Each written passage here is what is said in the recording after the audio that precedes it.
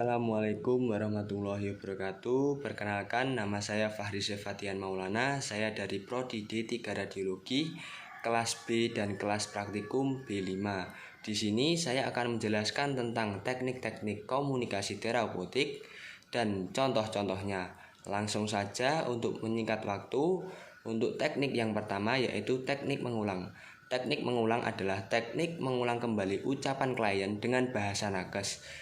Teknik ini dapat memberikan umpan balik sehingga klien mengetahui.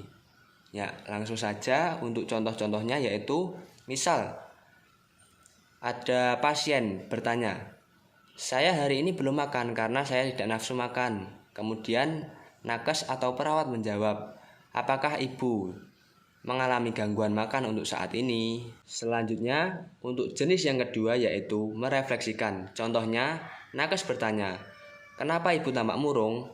Apakah ibu merasa tidak nyaman apabila saya rongsen?" Kemudian pasien menjawab, "Saya baik-baik saja, saya sudah siap untuk diperiksa." Untuk teknik yang ketiga yaitu mendengarkan dengan penuh perhatian. Yang pertama yaitu memandang klien ketika sedang berbicara. Ya, misal kita sebagai pasien dan ada klien yang sedang berbicara, kita sebaiknya mendengarkan dengan baik agar klien tersebut puas dengan kinerja kita. Untuk yang kedua yaitu pertahankan kontak mata kita tertuju kepada klien tersebut untuk mendengarkan. Untuk yang ketiga, hindarkan gerakan yang tidak perlu. Jadi kita sebagai nakes atau perawat tidak perlu menggunakan gerakan-gerakan yang tidak perlu digunakan. Dan yang keempat, anggukkan kepala jika klien tersebut membicarakan hal penting. Misal, klien tersebut membicarakan riwayat penyakitnya. Kita sebagai nakes harus mendengarkan dan menganggukkan kepala jika itu penting. Dan yang terakhir yaitu condongkan tubuh kita ke arah lawan bicara. Maksudnya ke arah klien tersebut agar baik, agar sopan. Selanjutnya teknik keempat yaitu teknik klarifikasi.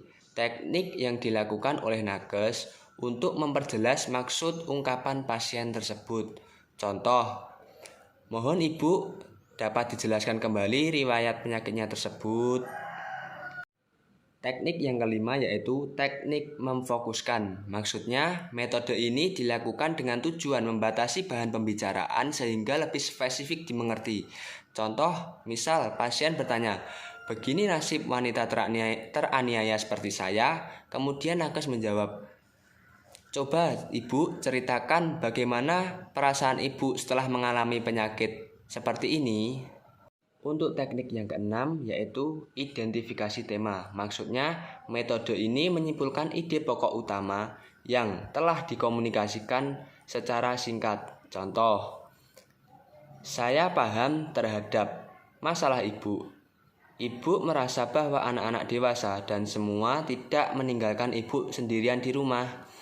Nah, terkait masalah ini, apa rencana yang akan ibu lakukan untuk mengatasi masalah tersebut?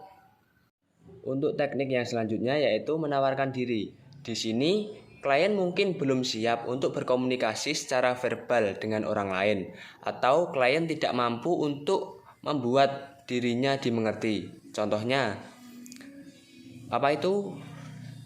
nakes bertanya, "Saya berharap bapak atau ibu merasa tenang dan nyaman ketika saya periksa."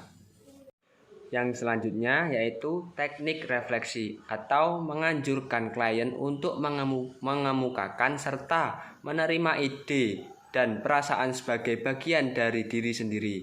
Misal contohnya, "Bagaimana pendapatmu tentang rongsen yang dilakukan tadi?" Yang nomor 9 yaitu jenis teknik memberi kesempatan kepada klien untuk memulai pembicaraan. Contoh, adakah sesuatu yang ingin ibu bicarakan? Terus yang kedua, apa yang sedang ibu pikirkan saat ini? Misal ada, nanti nakes bisa menjawab pertanyaan-pertanyaan yang akan ibu berikan atau keluhan-keluhan penyakit apa yang ibu berikan. Nanti mungkin nakes bisa menjawabnya. Yang nomor 10 yaitu menunjukkan penerimaan. Langsung saja saya akan menyebutkan langkah-langkah dan contohnya. Yang pertama yaitu mendengarkan tanpa memutus pembicaraan. Nah, di sini kita sebagai nakes yaitu kita harus bisa menghormati atau menghargai klien tersebut ketika sedang berbicara ataupun ketika sedang menyampaikan keluhannya. Nah, kita jangan sampai memutus pembicaraan. Yang kedua, memberikan umpan balik verbal yang menyampaikan pengertian atau yang menampakkan pengertiannya. Yang ketiga yaitu memastikan bahwa isyarat nonverbal cocok dengan komunikasi verbal.